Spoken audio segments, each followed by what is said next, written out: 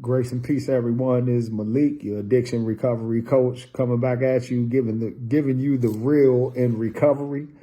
Today, as I was reading through Proverbs, I told, as I shared before, that I try to read a proverb a day to keep the devil away. And today in Proverbs 31, many of you all know Proverbs 31 to be about the Proverbs 31 woman. But this part of Proverbs 31 is actually speaking about alcohol.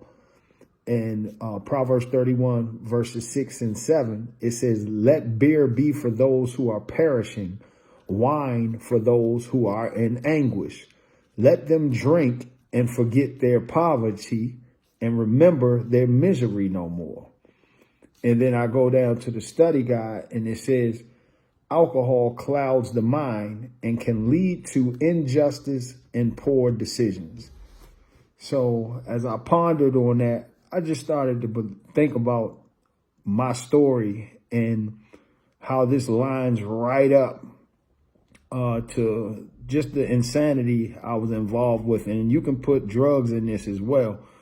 And the poor decisions that I was making when I would drink, it was just, they would put me in very dangerous places.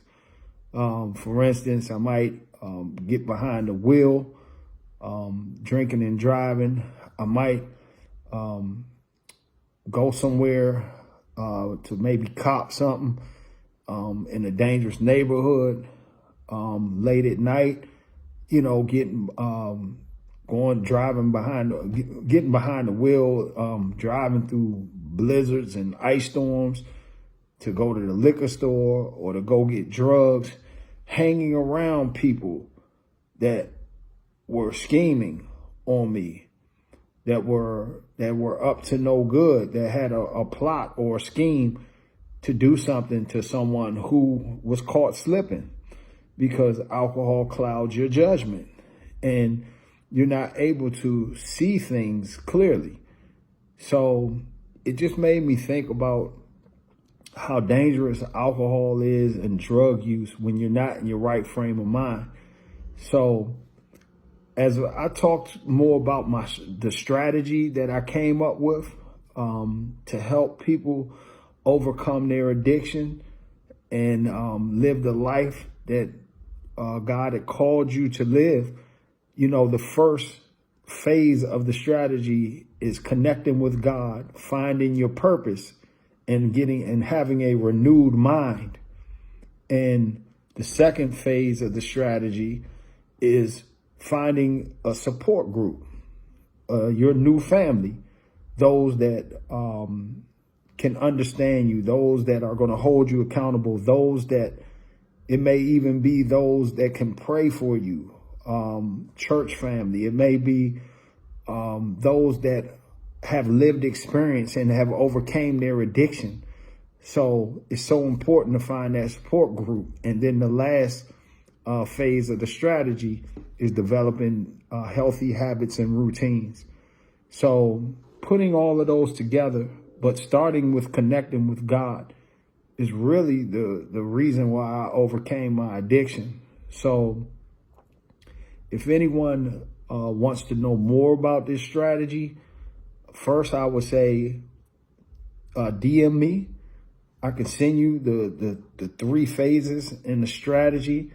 And also we can set up a time where I can talk with you one-on-one for 15 minutes. I've opened up my schedule to see who may want some assistance, and is really at that place right now where they know that they're making bad decisions as they're drinking and using, and they're getting in more and more trouble, because that's what's going to happen. It's going to be more and more trouble. It's going to be more and more trauma. It may be legal. It may be relationships. Whatever, it's going to continue to get worse, especially once, like myself, that crossed that line with abuse. Everything just started going downhill. So, they always say that alcohol and drug abuse leads to either institutions, jail, or death. So that's the future for us if we want to continue deeper in our addiction. So I'll definitely, advise you and suggest that, put pride aside. Just reach out.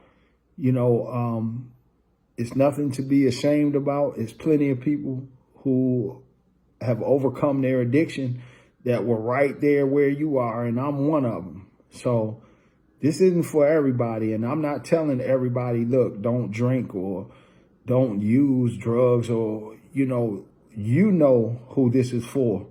If you're in a place where it's stripping you of the life that you know deep down inside that you're better than that. So also, I just wanted to tell everyone that on Monday, February 3rd at 6:30 p.m. will be the second episode of the Freedom from Addiction podcast. I have a special guest, Shelton Forte. This is a brother in Christ, a brother that has been a big influence on me, overcoming my addiction. So his testimony, and the topic is surrender. So I wanted to let everybody know to come check it out, and bring your comments with you. It's gonna be live. So we definitely want interaction as we continue to build this Freedom from Addiction Facebook group. If you haven't joined, the link is on my personal page, and I suggest to join. It's a lot of great content, and for anyone that's looking to overcome their addiction and been struggling, it's definitely a place where it's community there, where we uplift each other and help each other through this.